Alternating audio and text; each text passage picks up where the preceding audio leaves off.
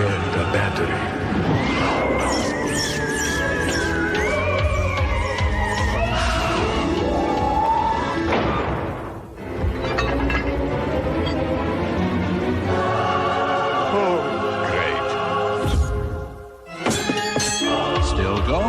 Nothing outlasts the Energizer battery. It keeps going and...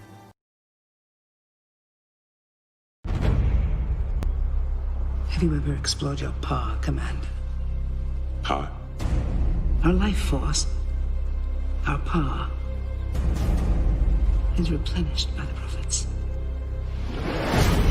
Jennifer! She's gone!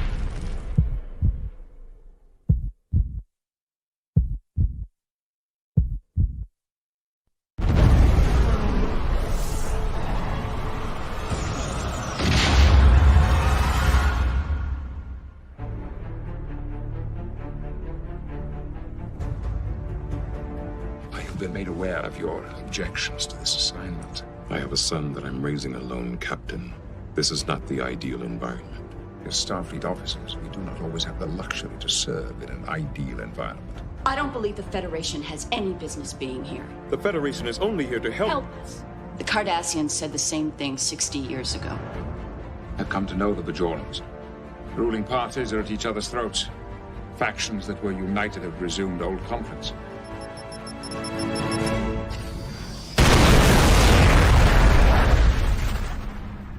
We only want to be helpful in this difficult transition.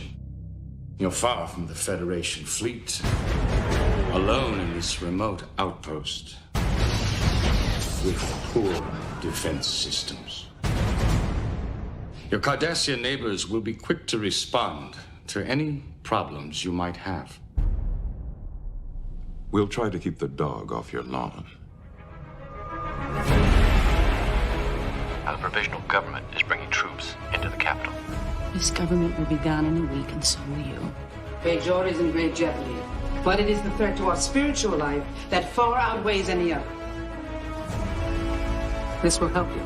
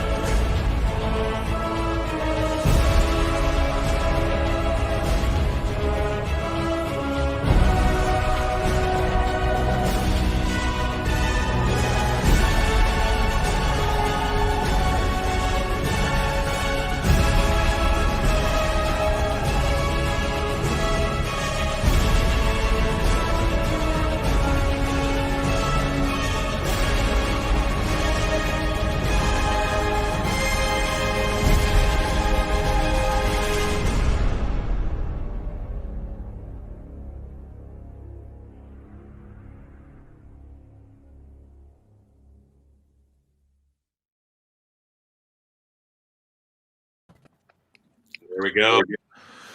Wow. We're here for one purpose today, and that is to talk about Deep Space Nine for the next hour. And welcome, everybody, to Pop Pop Con Con. If this is your first panel with us, my name is Sean. I am one half of Pop Cycled Baubles. My wife, Laura, is my other half of Pop Cycled, and she will be in the comments saying hello. So feel free to make comments, and we'll try to put them up on screen. But with me today, I have the largest panel that we've had so far to date, and that's because there were so many people who said, if I'm not on this, we will have words. And I said, no problem. It's cool. We're going to make sure everybody's on here. So let's get right to it. I'm going to start introducing everybody. To my immediate left is my good buddy, Sue. Hello, Sue. Say hello to the internet and let them know a little bit about you. Hello, Internet. My name is Sue. I am one of the hosts of Women at Warp, a feminist Star Trek podcast on the Roddenberry Podcast Network.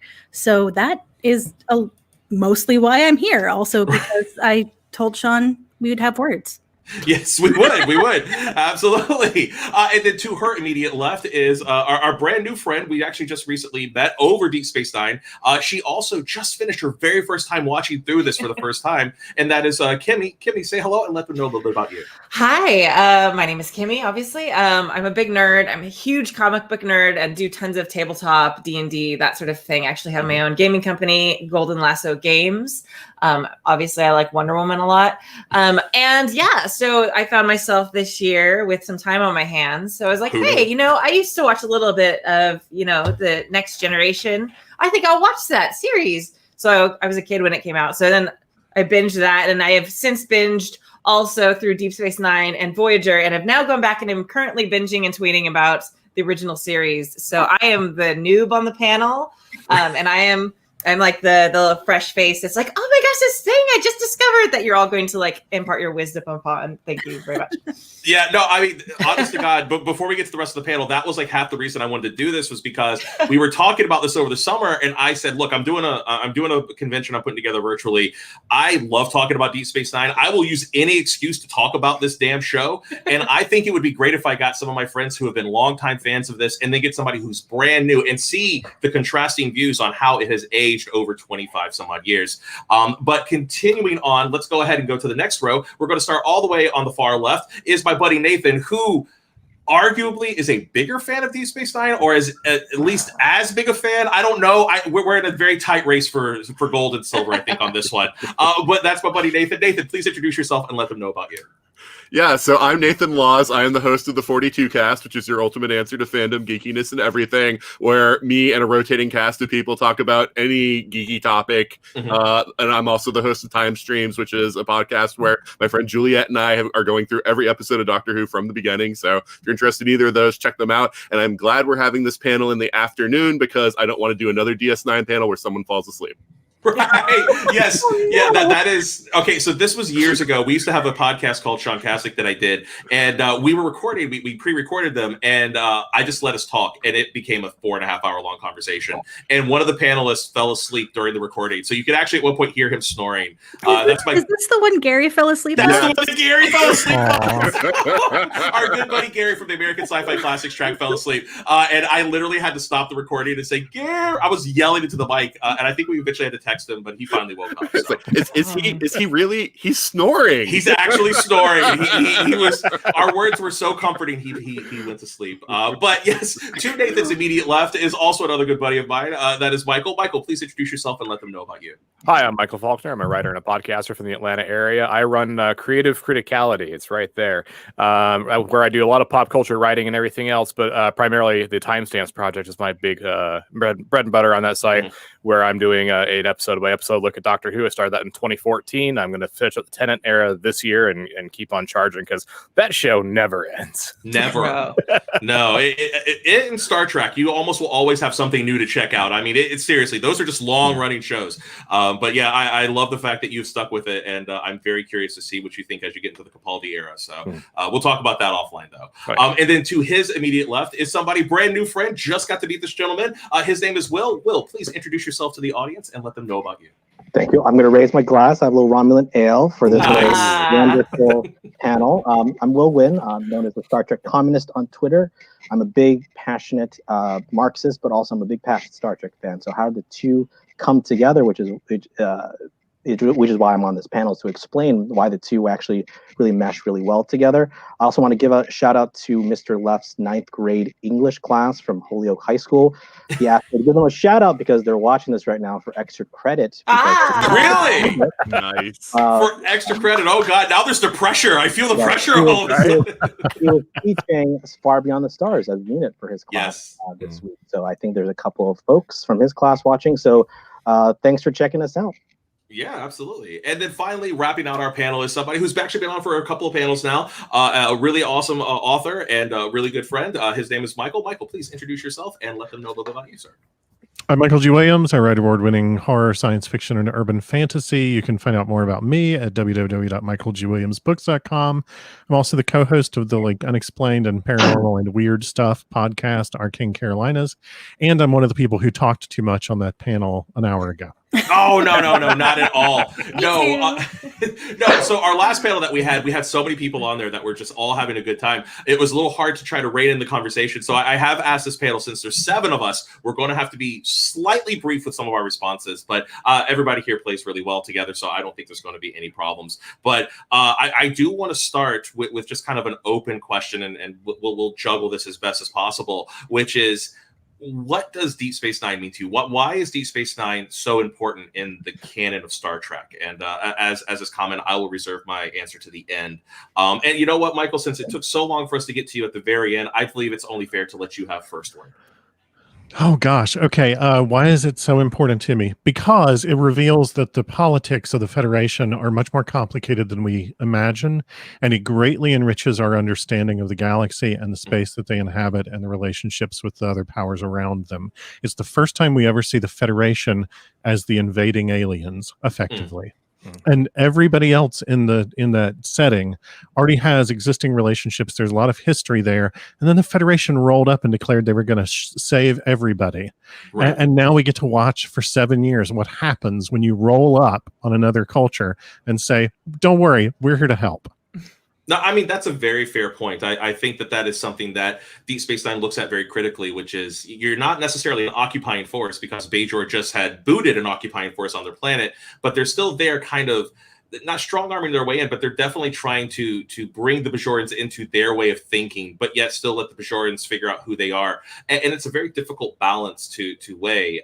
And of course, once we get to the religious aspect of it, which I know we'll tap on, Sisko's really having to wear two hats that doesn't make him comfortable. And that is definitely something I think comes through a lot. So that's a very good point. Will, how about you? Why is Star Trek so important to you? Not Star Trek in general, but Deep Space Nine so important to you? Yeah, I think just to dovetail off Michael's side, I think that's a great point. It really examines the Federation in a way that I think expands the canon. You know, in TNG, it's a post-scarcity utopia. They talk about transcending greed, hunger, poverty, war, all great concepts. But I think in Deep Space Nine in particular, it really begins to interrogate what makes that possible. And I think in a lot of ways, it requires struggle. Like, you know, Kira Neresa's struggle against the Cardassian occupation requires a revolutionary struggle, right? You know, she's a space Che Guevara in a lot of ways, right? It is not something that, in a way, that Next Generation sometimes presupposes that everyone can get behind a conference table, the ready room, and talk things out. There are certain things where they're, you know, complete antagonistic class interests, and Deep Space Nine is the closest one that has that angle. And of course, you know, Rom quotes Karl Marx and Communist Manifesto in Bar Association, right? The most explicitly class-based commentary, quoting right from that episode. So for me, that's, you know, easily why Deep Space Nine is my favorite. But I love all Star Trek.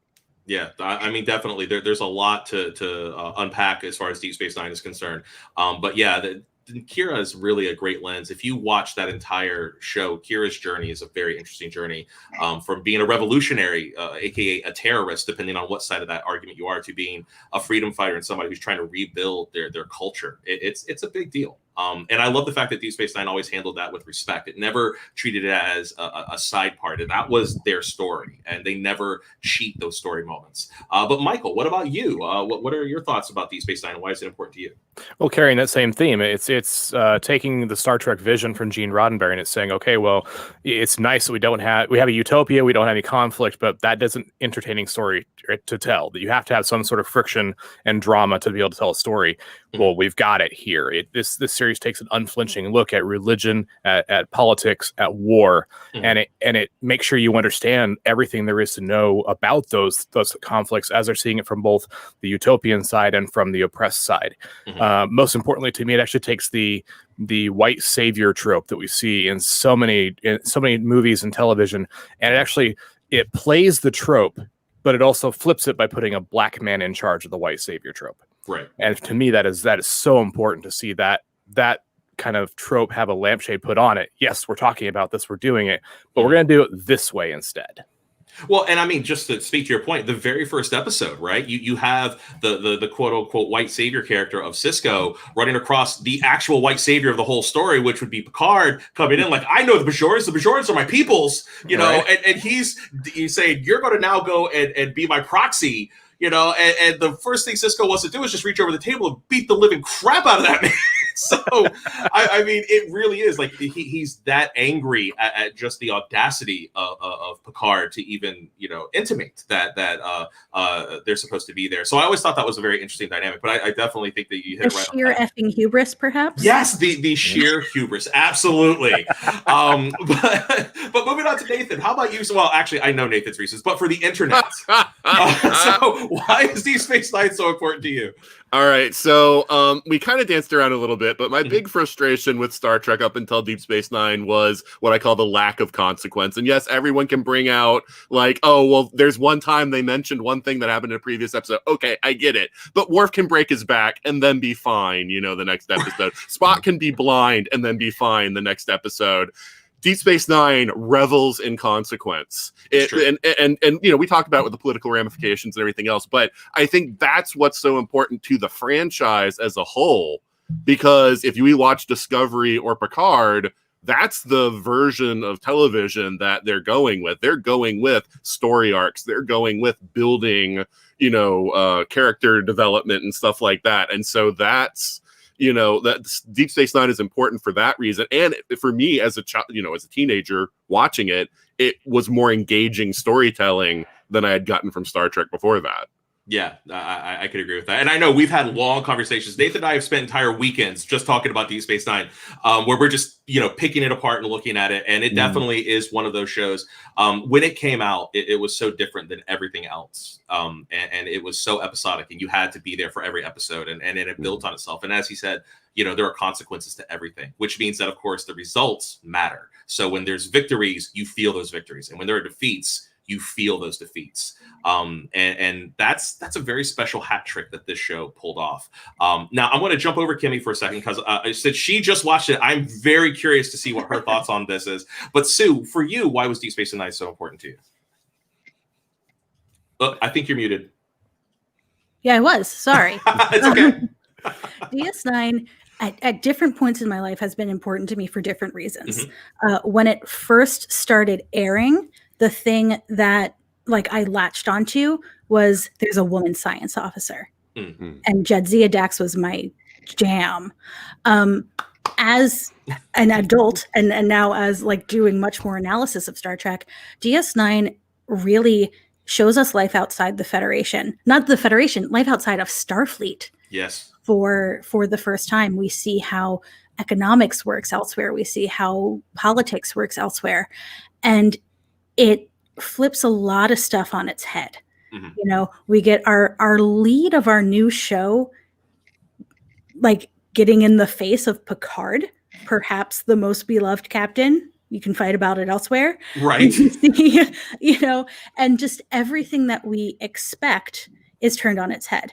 And we see a lot of TNG tropes come in that very first season, like when Q shows up. Right. And Cisco literally says, "I'm not Picard." So, it spent a lot of time distinguishing itself from the rest of the Star Trek universe at that point. Yep. But once it finally did that and DS9 was able to dig its heels in, it could go in so many different places.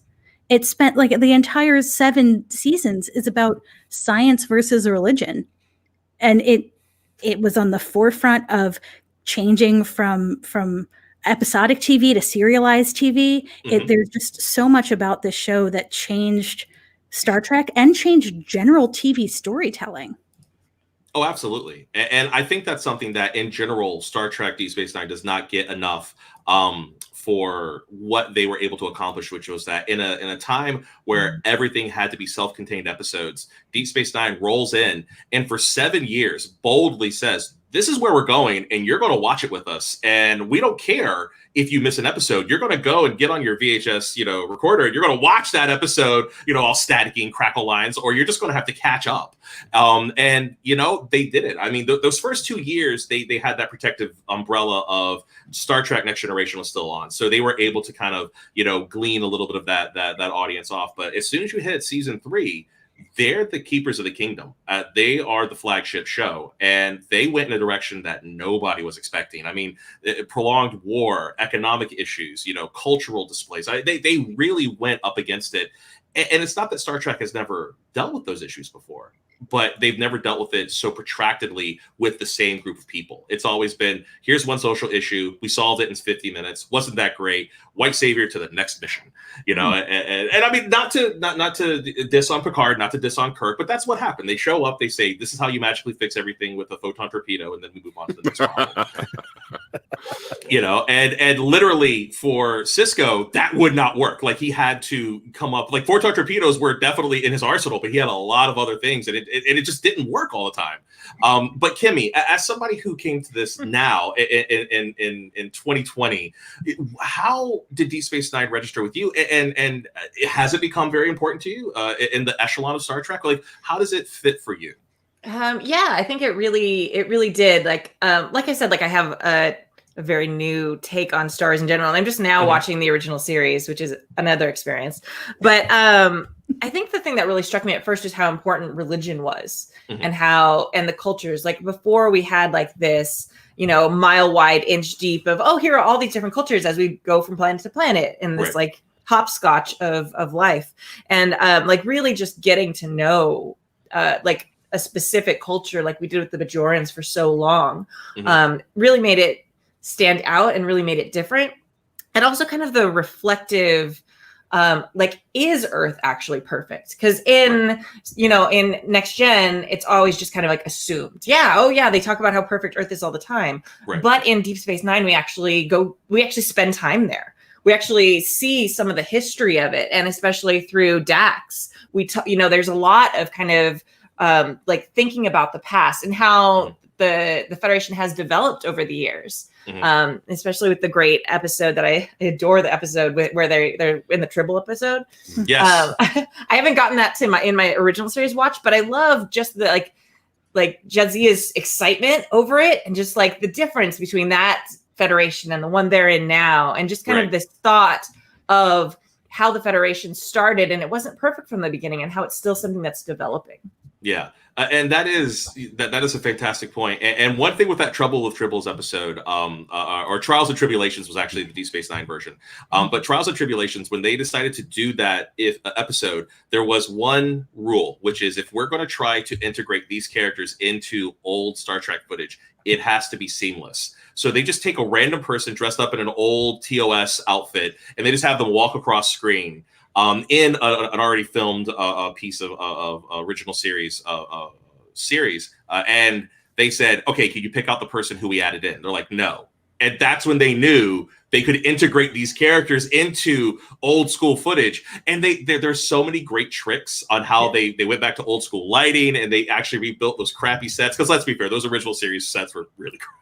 But oh man, it works so well. And what's great is I wish that Paramount would just do it, but they would have a version of Trouble with Tribbles where you actually have like Sisko walking in the background, all those little kind of extra scenes, and just have them there, because now it's canon that he's back there somewhere. And I would love that to actually be there. You know, every once in a while you see Jadzia Dax just walk in the background or something. That would be great. Or when Kirk's giving everybody a stern talking to, you have Miles standing there. Because in the original, it's just some random red shirt, but just have Miles sit there just getting dressed up and down, like, you know, what were you doing? I was doing nothing. You know, it's so great. But it really was, especially in the mid 90s, it was a feat of technical excellence that at that point had not been overcome. I mean, it was pretty incredible. I mean, and it holds up. It holds up really well. Yeah. I mean, that's why I love that scene in the trailer that led into this, where you just have that moment where Kirk's just kind of giving the polite nod to Sisko, and I'm like, yeah, that's my boy. I'm a huge fan of Sisko. Go ahead. No, go for it, Michael. Well, one of the many reasons that episode works so much is because it is a direct comparison, like compare and contrast between DS9 and the original series. In the original series, and to a large degree in TNG, although TNG had more complicated answers than this, but in a lot of episodes of the original series, the Federation is the answer to whatever the situation is. And in DS9, the Federation is a question that is still being asked. Yeah. And I mean, you get that through the Maquis, which we haven't mentioned yet. And it's funny, I'm watching this show now with my daughter who's 13 years old, and we're in the middle of season 5, and she's a Maquis sympathizer. She's telling me all the time the Maquis are right. So it's interesting because they bring that, to bring in the sympathy of these are the anti-Federation people that came from the Federation and showing their viewpoint. Yeah, and when you look at what's happening to the Maquis were just living their lives. They were on a planet, and then the Federation traded their planet to the Cardassians, and vice versa, because of some political treaty. And now all of a sudden they're considered Cardassians, and they're under Cardassian law now. And they're like, screw that, I'm going to go do my own thing. There's not a lot to argue with there. I mean, from a moral point of view, to all of a sudden be somebody else's law and somebody else's property, for lack of a better term, that's a repugnant idea, you know. And to say that I can't have my own, what's the word I'm looking for? Well, their citizenship didn't change, right? They were still Federation citizens, but more often than not, the Cardassians. But they were beholden to Cardassian law. Right. But more often than not, the Cardassians wanted them to leave their colonies. Right. And if they stayed in the colonies, then they were beholden to Cardassian law. Yeah. Well, the Federation offered to resettle them, but the people were like, hey, this is the home that we've built, for years. Like, why would we leave it? This is wrong to just force us to go. And so that's the real crux of the issue there. The Federation, they feel like, well, we did the right thing. We offered to move you. And credit where credit's due, this actually started on Next Generation. That was a Next Generation problem that then Deep Space Nine took on for a number of years. And then, talk about just feeling really strong about this. Then it spun off onto Voyager. And I mean, Voyager literally is the Maquis and the freaking Federation having to live on a ship. What is it? 50 years after 2 episodes. Yeah, that's fair. But 50,000 light years away, they're trying to, coexist. I mean, very much Paramount and CBS were very much all into this idea of the Maquis and their righteous anger. And I always thought that was a really bold choice. They didn't make the Federation the easy answer. And in fact, in some cases, like Michael was saying just a moment ago, halfway through Deep Space Nine, it is clear, because Sisko starts getting visions from the prophets, that the Federation is not the answer. If the Bajorans go and join the Federation, they will die. Like they're not going to survive the upcoming war. And so Sisko, as a religious icon, which he hates to pull that card, he actually has to say, you cannot join. And as soon as he says that in front of the Bajorans, they're all like, we're out. And they just leave. And I love that they always balance that conflict within Sisko, because if the Federation tried to reassign him, tried to take him somewhere else, they would have rioted. And I like, as the show continues to go on, that becomes so much more visible and apparent, until, of course, you get to the end of the show where Sisko has finally found, I don't want to say he found the balance. I think, quite frankly, he dove into being the emissary. But he was trying very, very much to keep that balance between being Starfleet and also being the emissary, which for me personally is my favorite part of that entire mythos, is that this series had the stones to actually say, let's talk about religion in a science fiction setting.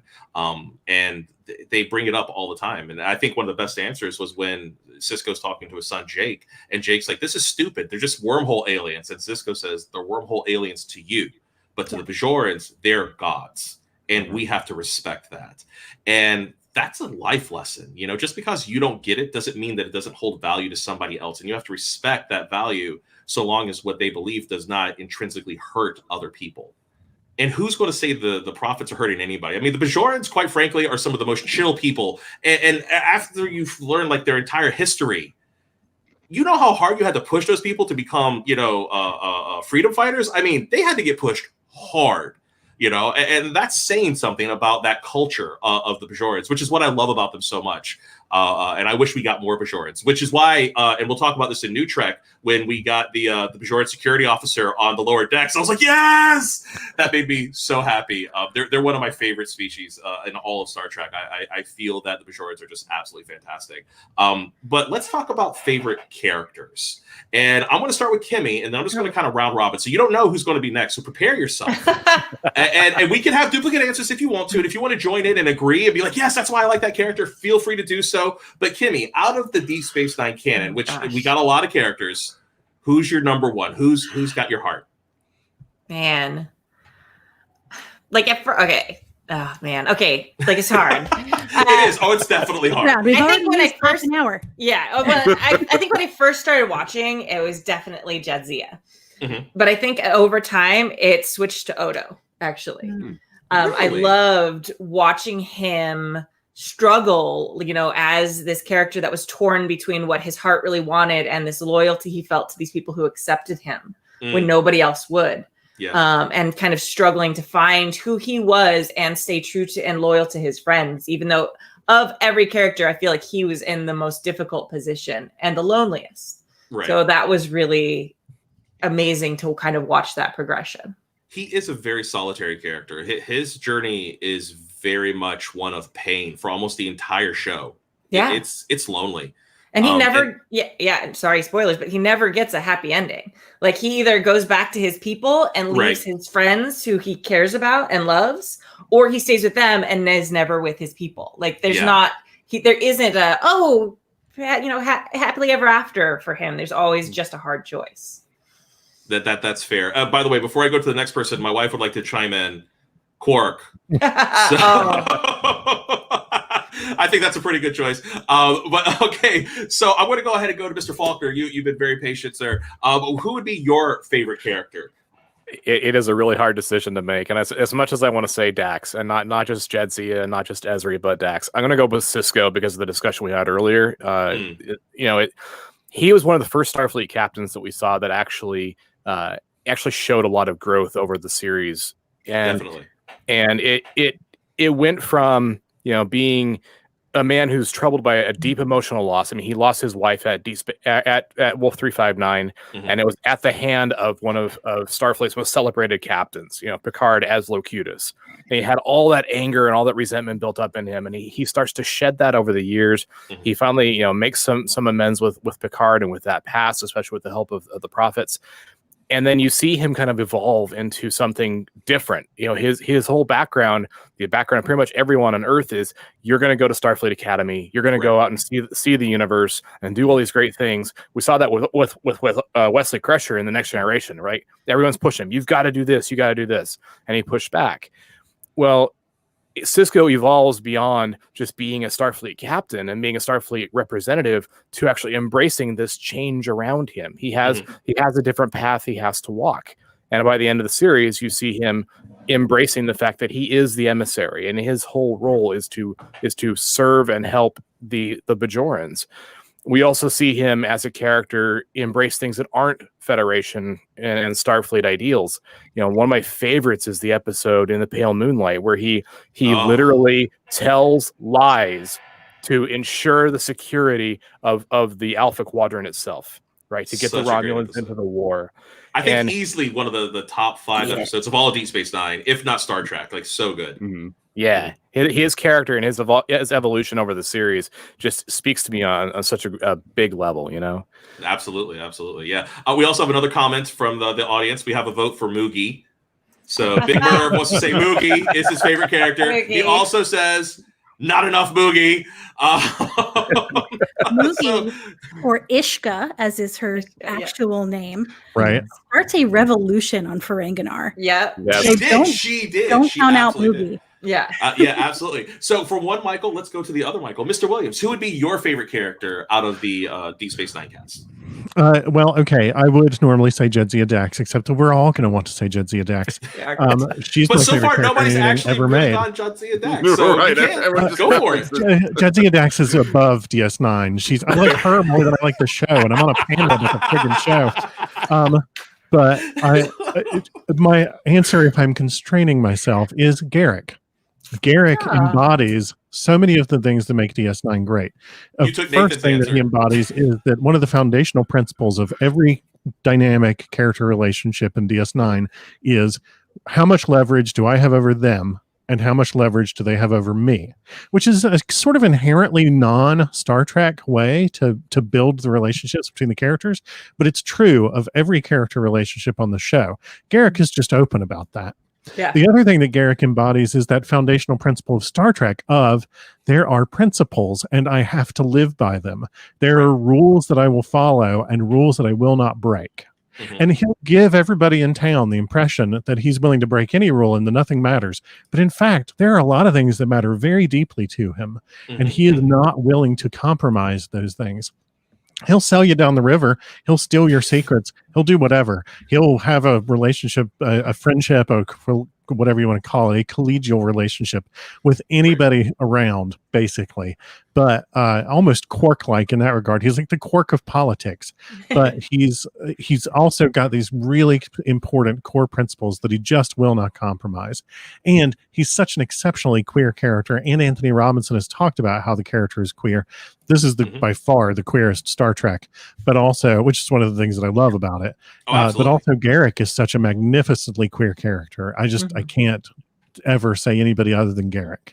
No, I mean, and I think that's very fair. And I love the fact that they finally have just embraced the fact that, yes, Garak is very clearly, gay. And they said, well, what about Ducat's daughter? And it's like, well, he's gay that every once in a while might dabble with a little bisexuality. And it's he's pansexual. I think he doesn't have rules around that. Oh, he definitely does not have rules because that's what Andy Robinson has said, is that Garak is exactly. He wanted Bashir hard. Yeah. Like, if you don't get what's going on when he's first sitting down across from Bashir, like, hi. Like, it's so clear that Garak, I mean, he's screwing with him because that's what Garak does. But there's also this just, I want to change your pants. One of Rick Berman's many sins is that he told them to stop playing it queer. Because that is actually why the ZL relationship exists. Yeah, exactly. The two of them, the actors, said, well, obviously these characters are into each other. Let's have fun with it. And they're one of the classic examples of two actors knowing that their characters are queer, but the studio telling them, cut that out. Right. And so they have to figure out ways to sneak it in. It's not my turn, but I'm jumping in again anyway to quote David Gerald, who said, Rick Berman did not want gay people on Star Trek. Well, Rick Berman's wrong. That is correct. But I mean, that came out of the mouth of David Gerald. I mean, seriously, one of the great episodes in Deep Space Nine is when Jadzia has the crisis of conscience because she's in love with another Trill, and it just happens to be a woman that she used to be.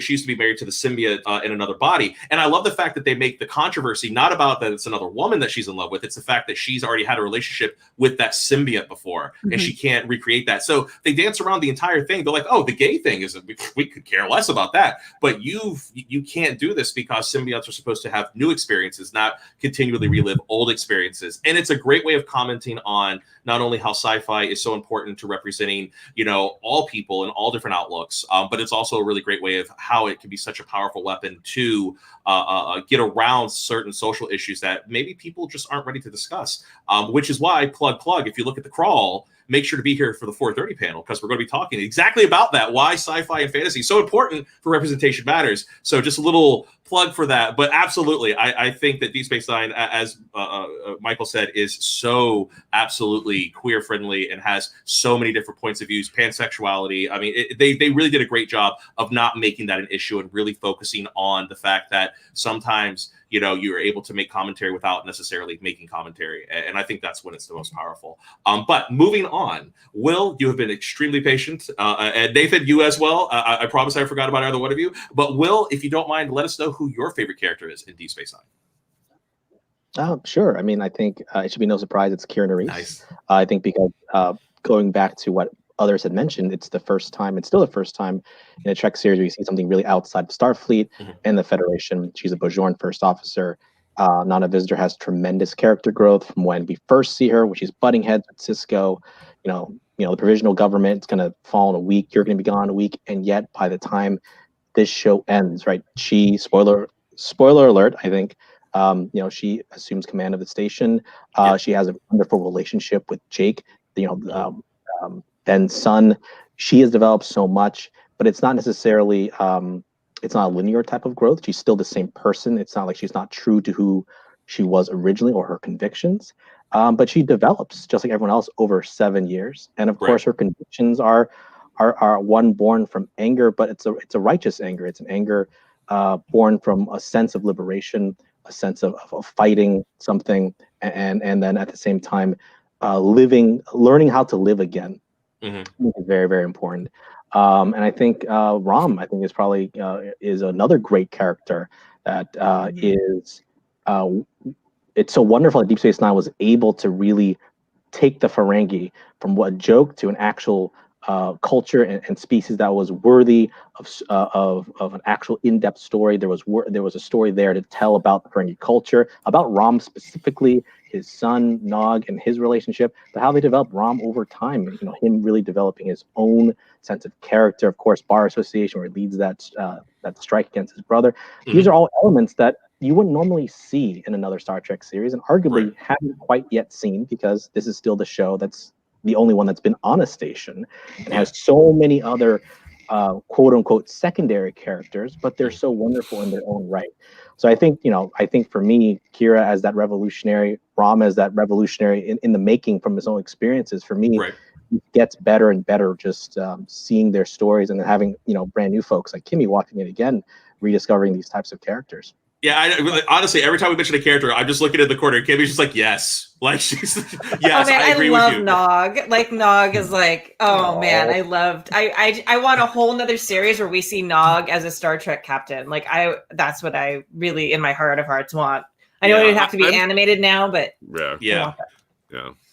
And it's true. But I mean, Kira is a really great character. And I love the fact that you mentioned the fact that, she doesn't have a linear growth. It is very much, she has, 2 steps forward sometimes and then 1 step back. And also, I think what was great about Deep Space Nine was they held her accountable to her sins during the occupation. They don't make you just go, oh, well, she used to be a quote unquote a domestic terrorist or a freedom fighter, and now it's all good. They very much continued to bring it back, and they said, this is what she had to go through. This is what these are the choices she made. These are the families that she hurt. These are the people that she killed in order to liberate her own families. And that's a hard thing to do. It's very hard to make that sympathetic, because ultimately you have to look at the motivations of the person and would they continue to do this over long term. And I think in a lot of cases, when you're necessarily killing other Bajorans because they're working with the Cardassians, that's a tricky, messy, sticky situation. And yet Deep Space Nine very definitely found a way to weave through that without ever saying that she was not culpable for her actions, but yet not condemning her for, everything. It's a very human, forgive the term, experience. And I think that's what's great about that character. And ultimately, of course, at the end, she understands how she can never be that person anymore. I think it's in season 2 when the Circle shows back up, right? Or it's at the end of season 1, and they try to pull her back in. Mm-hmm. And she realizes, I can't be that person anymore. And she understands that. And she's like, I just can't do that. I have moved past that. That's not who we are anymore. But before I go to Nathan's answer, I did want to pop this up one more time for you, Will. My wife noticed that you dressed for the occasion in the appropriate Deep Space Nine uniform, which in my opinion is the best of the next gen uniforms, which is the gray with the nice little collaring on the collar. I love that. That is like the best version. Primo job. So I want to give you every day. I don't it's your everyday wear. Okay. So Nathan, let's get to your answer. Who is your favorite character from Deep Space Nine? The one that Michael didn't take, right? Right. Well, yeah. No, I just want to predicate this though with I like that Michael Falkner mentioned both Dax and Sisko. My daughter wants a spin-off of Curzon and Sisko in their younger days. Yeah, she's kind of obsessed with this idea. But anyway, so Garrick is my answer, and Sisko and Odo and a lot of the other ones I would have taken are taken already. But Quark, I think, is who I'm going to bring up, because as has already been mentioned, the Ferengi were horrible in Next Generation. My daughter hated the Ferengi, and they're very embarrassing. You cringe anytime they're on screen. And suddenly Deep Space Nine did what it does with all the cultures, and it said, hey, let's figure out how this could actually work. And take everything that Next Generation did, but let's create a framework around this. Why do these people behave this way? What is their culture like? What is their background like? And all of that. And what I find fascinating about Quark, though, is because Quark is someone who is pretending his whole life. Quark is the Ferengi that sees all the problems with the system, but he also wants to be completely accepted by Ferengi society. So you see throughout the series, he's got a conscience. He doesn't like all the things that he has to do. He does things. He does these kindnesses. He helps out people. You find out even during the occupation, he was helping out the suffering Bajorans a little bit, like in a way that no one would know, because he never wanted anyone to know. But he tried to do that. And so what's really interesting is a character that conflicted with himself, because at the same time he wants to be the perfect Ferengi because, but because he was, I think it's because he's raised by Ishka. And she was such a different Ferengi that just kind of seeped into him. So where Rom can just freely be out there and be like, I'm, a Ferengi that doesn't believe in any of the Ferengi principles. Quark is the one that's trying to satisfy these two sides of his life, and he's very conflicted about it. And you see the pain, you see the problems that come from that, with all the stuff that's taken from him for a while, and he's not allowed to deal with other Ferengi and all that kind of stuff. And I think that makes him a really fascinating character because of that conflict, that dichotomy. It's the same thing you get from like a Spock in the original series because of that conflict between the two halves of what he wants to be. Yeah. And I think absolutely. I think when you look at the fact that they have that moment where I don't think it's the first time he went home to visit Moogie, but when it's in one of those episodes where he's basically talking about the fact that Rom never got to see when their dad, Keldar, would be up late at night just drinking himself, into oblivion, and was just so sorrowful because he knew that he wasn't a good Ferengi. He knew that his wife was a better Ferengi, and he knew that that was ultimately something that would haunt him. And that's something that Quark has struggled with, because when your entire society is super misogynistic. I mean, like, quite frankly, the word Ferengi is what I think of when I think of like super misogyny. It's like, oh, you're a Ferengi, got it. Like their name really is what they are. I mean, they're so far down that rabbit hole. And he wants to be part of it, but at the same time, he really doesn't. And I think, again, with all these characters, they're not one note. They have depth to them. They have good and they have bad. And Quark is a perfect example. And I think one of the best parts about Quark is because of Quark and because of Rom and because of all the Ferengi characters, by the time you get to season 2 or season 3, whenever you get to a Ferengi episode, it's going to be a good day. Because those episodes are always fantastic, I mean, whether it's Little Green Men or the Magnificent Ferengi, or what was the episode where they tried to make Quark Nagus? I forget was that just Nagus? Was it Profit Motive? It might have been Profit Motive, but we're like, there's just so many that are all freaking hilarious and awesome. And the great part is that they've even said it on the from the producers, is that the Ferengi are basically us. So whenever you get to a Ferengi episode, it's really a commentary on us today in the 20th or 21st century. And I always thought that was a really clever way of approaching this. I actually really had a hard time with the Ferengi episodes at first. Just like, and as a woman, I think watching kind of their misogyny is a little bit of a different experience. It does, because you're watching it and you're like, oh, wow, that hits really close to home. Like, I've had that happen. Not quite as to the comedic extent that is in the show, but it is fascinating to kind of have people sit with that and have that contrasted against like the, open-mindedness of the Federation and even the Bajorans and the different gender roles that they have kind of, come up with for those societies. And it is great. I was very relieved when I saw it going in a different direction, even if it was just even if like, I wasn't necessarily expecting a revolution eventually. That I was very pleased with that. But just seeing them like pulling away from that with Quark and Rom and Nog, that was just like a big relief, and it was neat to see that growth. I think this is of the series that I've watched so far. I think this, and I think Voyager to some extent, but this one really has the most change in the characters over time. I think that's fair. And that actually is going to bring me to my favorite character. And I'm going to mention two, but the first one I'm going to mention is my comedic choice, my favorite comedic character, and that would be General Martok. Give me Martok all day long. Whenever that man shows up and starts giving you a life lesson, it's always about how his tar got out, or his wife's going to win the war, or how he doesn't have his blood wine 53. What is it? 3508? Which one was it? I forget what year the blood wine was, but he's always giving you some kind of weird life lesson. I love Martok. Whenever he's on screen, it's so funny. And actually, I met him in full costume at DragonCon years ago. He stepped out of an elevator with Gowron. They were both in full makeup. They were going to go to a panel about them. They were in full makeup, and he walks up and he goes, "Excuse me," and I'm like, "Yes," and he goes, "Do you know where this panel room is?" And I was like, I'm like in shell shock. I'm like, what the hell is going on? Because it's very clearly Gowron and Martok. And I'm like, I think it's that way. And he goes, "It better be." or we'll be back. Yep. And so he walks off, and then I realized he made a joke about we'll be back because I'm going to be lost and I don't know where the hell I'm going. So like, oh my God. And it was so great. Martok is awesome. I love him. And it's just so freaking great. It was absolutely amazing. Full costume. That's Could amazing. not have had a more just on the nose experience. But my actual favorite character in all of Deep Space Nine is actually Nog. Nog for me is the character that when it starts, he's the and forgive the language here a little bit, but he's the pissant kid who is literally putting, Tholian mites in people's drawers to make them turn funny colors, right? And then ultimately winds up being somebody who doesn't want to be a part of the Ferengi culture, wants to become Starfleet, goes through that whole process, becomes fairly well recognized amongst his peers as an ensign, loses his leg, goes through trauma, has to rebuild off of all of that, and then finally goes off into the world as, an adult. It is a full and complete journey. And it's one that you would almost expect Jake to have taken. Mm-hmm. But because they didn't want to play to the trope of following in the steps of your father, you get Nog taking that journey.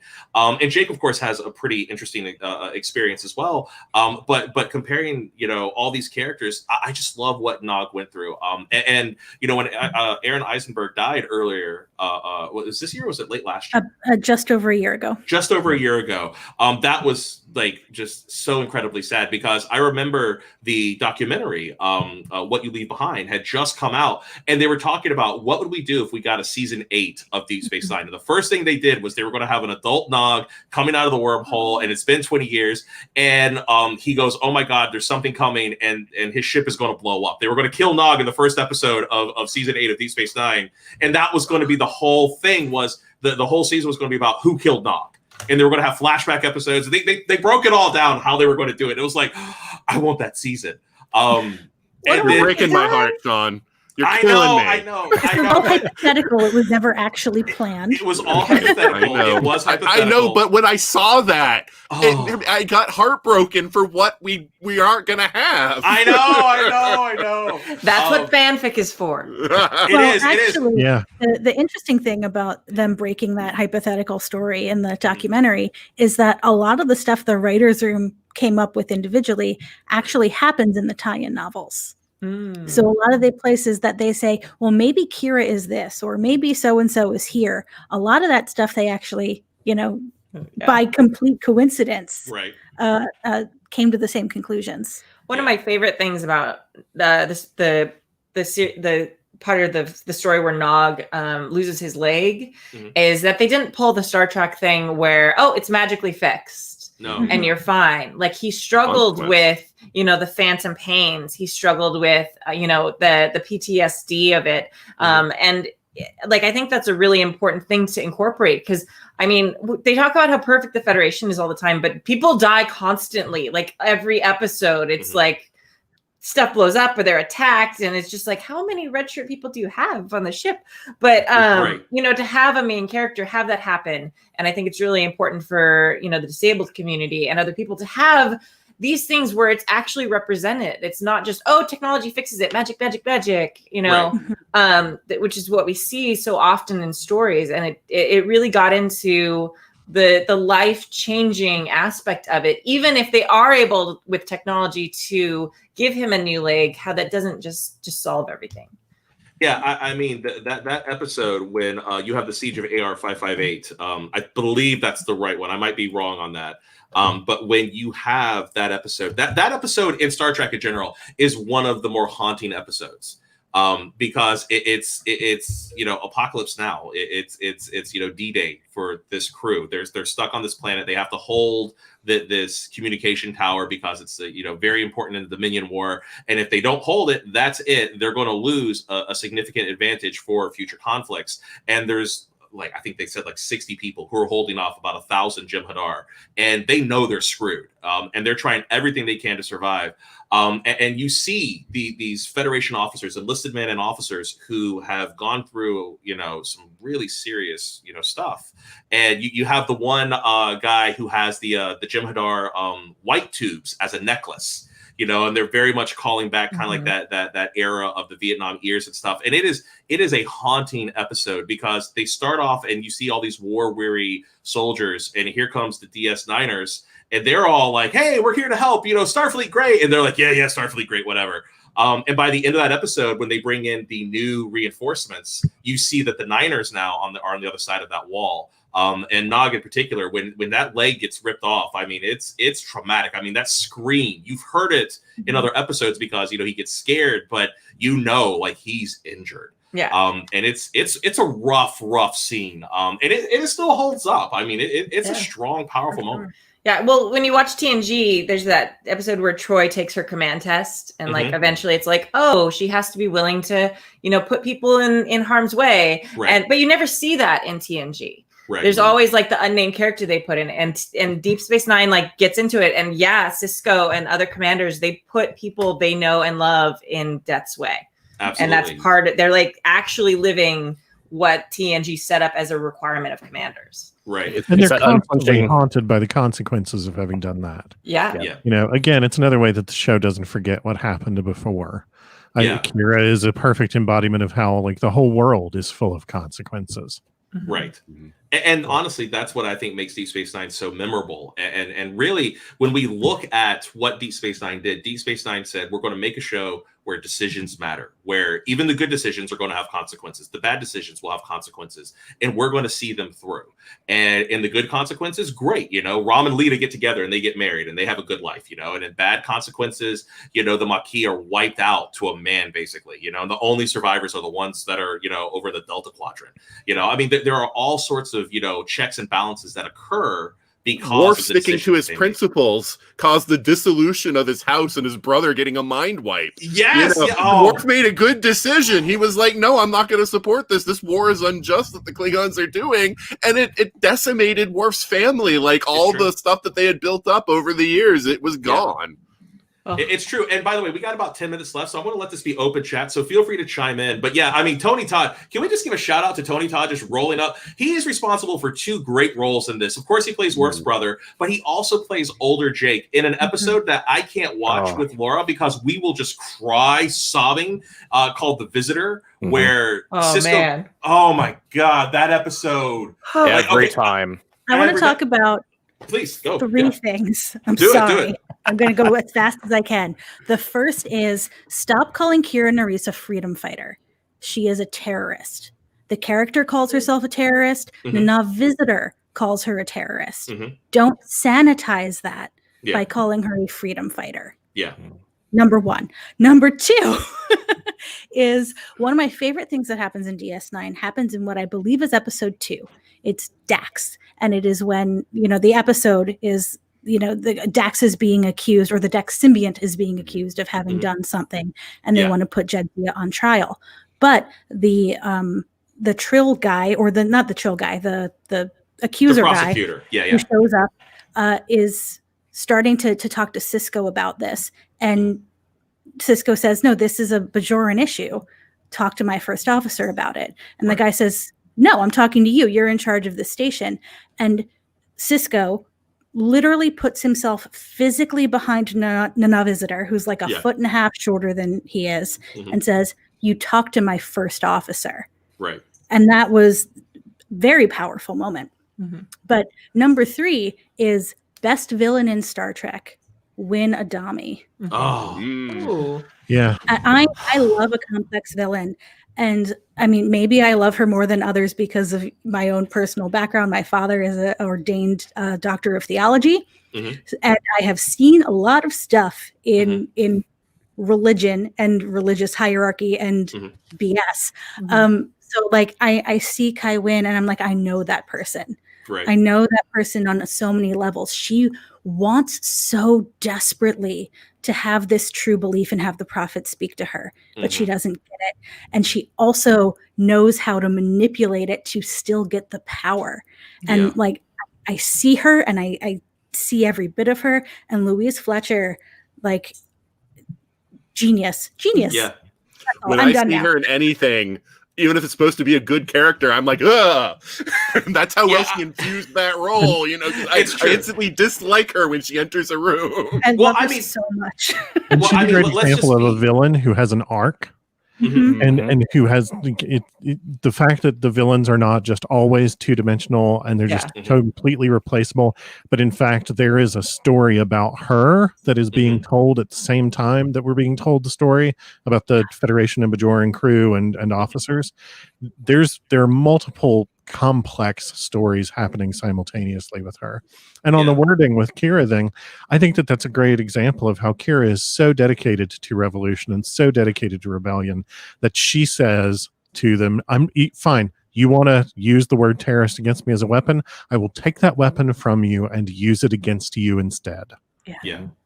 You know, and that's the thing that I always thought was so great about this show is that it never gives you simple answers. It says there is no such thing as a simple answer to anything. Very rarely do we have a situation where we go, Nazis bad. We can all agree, Nazis bad. Very rarely does that actually happen in real life. There's always nuance to these things. And that's the problem, is that if we fail to recognize the nuance of people and their experiences, we tend to boil them down to just one thing. And that's where it gets dangerous, because they don't feel seen and they can become more extreme.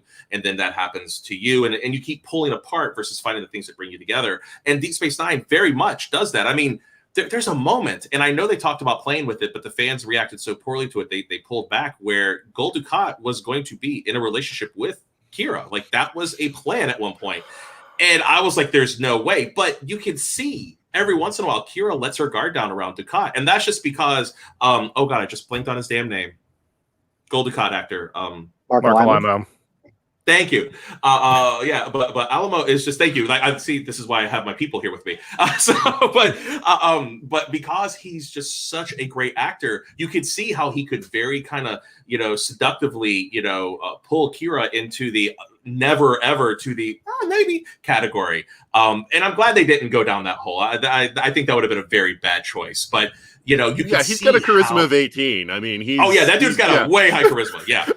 My daughter thinks he's great. She hasn't gotten to the turn yet when he backstabs them, but she's like, why is everybody so mean to him? He's great. And I'm like, oh no. But again, that's a great thing, is that depending on when you're looking at the show, you either love Dukat or you hate him, or you love Quark or you hate him. Like, that's what's great about this. Well, and they made him Go ahead. Okay, we'll go Falkner and then we'll go Williams. Well, and they made him not just a villain, but they made him a sympathetic villain. I mean, there are times when he comes onto the screen and you boo and you hiss, you're like, Dukat. But then, when DS9 falls back into Federation hands after the whole siege of Deep Space Nine, what happens there? I won't spoil it for someone who hasn't seen it, but what happens there, it breaks his heart and it breaks your heart simultaneously. Not because they tore away a great character in the process, but because, like, everything that he had is now gone. Yeah. And you're like, dude, I know you're a terrible person, but dude, the breaking of Dukat at that storyline is so great, because that breaking basically changes his trajectory all the way to the end of the show. If it wasn't for that moment, again, we're not going to say what it is because it's a big deal. When that happens, it turns him from being somebody who is passively annoyed by the Bajorans to actively saying, I must find a way to end this. And his solution loves Bajorans. Huh? He loves them. He thinks of them. He thinks of them as like these children that like he needs accolades from them. He loves Bajorans. He doesn't hate Bajorans. Which is a great analogy for what imperialism does, right? You have to really beat them on an ideological level, right? An occupying force, right? Winning hearts and minds. It calls back to all those other things that I think we've mentioned before. Why we like Deep Space Nine is not just he quotes it to Wei Yun, right? To defeat them is to make them realize they were wrong to oppose you in the first place. And that was like his whole centerpiece. Yeah, that was what he did, was you were wrong to oppose me because I'm right. Right. Yeah, I think it's a good point. But Michael Williams, you actually had a comment, so we're going to let you have the final word, so please. Oh, no, I was just going to point out a little bit of trivia. Apparently, part of the reason why Dukat is so bad by the end of the show is because they started getting fan mail for Dukat. And they said, the viewers have forgotten he's a villain. We've got to amp this up like big time. Well, then I'm glad they sent that mail in, because the way Dukat and Sisko are at the end basically made it to a yin and a yang of each other. It's so perfect. And when you go back and rewatch the show, you're like, oh, like, even though if that is an accident, I'm so happy it's an accident because it feels like they planned that out. It does. Feels purposeful. Yeah, Kimmy, please. Yeah, well, I was gonna say, just having just watched them all back to back is a lot of time. Like it's the only series so far that feels like it got to a planned ending. Mm-hmm. The others kind of feel like, okay, we've got an ending in mind. Oh, it's coming up. We're getting canceled or not renewed or whatever. Right. Here's the ending now. Right. 2 episodes and we're out. Yeah. Yeah. Like Voyager definitely feels like that. It feels like they had that ending and then they're just like, oh, we're not being renewed. Here it is. But Deep Space Nine really feels like it has like, oh, okay, this is what we've been planning from the beginning. Well, my husband points out that it's the only show that has a 15 or 20 episode long finale. Yes. Mm-hmm. Yes. Almost all of season 7 is a finale. I mean, I would say 3/4 of that last season, because there are so many characters. It takes that long to say goodbye to all of them. Yeah, it really is. You said at the beginning, Sean, was that DS9 became the flagship show. I'm going to have to disagree with you on that. Just really, because Paramount launched a new network with Voyager. That's true. Right. And they put all of their attention and all of their money and all of their advertising into Voyager. Mm-hmm. And the Ira Steven Behr has even said that the reason that they got to do all this stuff in the writer's room, these story arcs and these wartime stories and all of these characters, is because the studio was paying attention to somebody else. So if they hadn't put all of their effort, the studio hadn't put all their effort into Voyager, we wouldn't have got the DS9 that we did. And he's also talked about them feeling underserved, underutilized, like the bastard stepchild of the franchise, but that now people are finding that show because of streaming services. People are finding this show. And I think in fandom communities, it is growing. I mean, many people consider it the best Star Trek. And I think that opinion is one that continues to grow. The fact that we didn't have a DS9 movie when the TNG movies ran out is a crime. It is. Nathan and I have bitched about that for years. Did not ruin Deep Space Nine by having a movie, because I feel I think that's it. Yeah. But that's just because they used all the DS9 costumes in the TNG movies, right? They did, absolutely. Yeah, they just recycled them. But guys, we're almost here at the end. I did want to pick one other thing. Laura has been working on some new stuff for our store, so I did want to pop this up. If you have not gone to our store yet, make sure to go check that out. She just put in some brand new clocks into our store. If you don't know where to go, just simply go to popcyclebaubles.com and go to the PopCon icon. You can go to shop and check that out. And also make sure to come back at 4:30, where we're going to talk about representation and how that matters with sci-fi and fantasy. I do hope you'll come and check that out before we take a break, and then we'll come back later on this evening. But before we go, I want to rebut one thing that Sue said, and I think it's because we didn't get UPN in our town. Nathan grew up in the same town as I did. UPN actually wasn't carried in our town. So the only track we had was Deep Space Nine. Mm-hmm. So for us, it went Next Generation, Deep Space Nine. And then years later, when I moved to Savannah, I got a UPN network where I could finally see it. So it was years later. So maybe I was just from your perspective.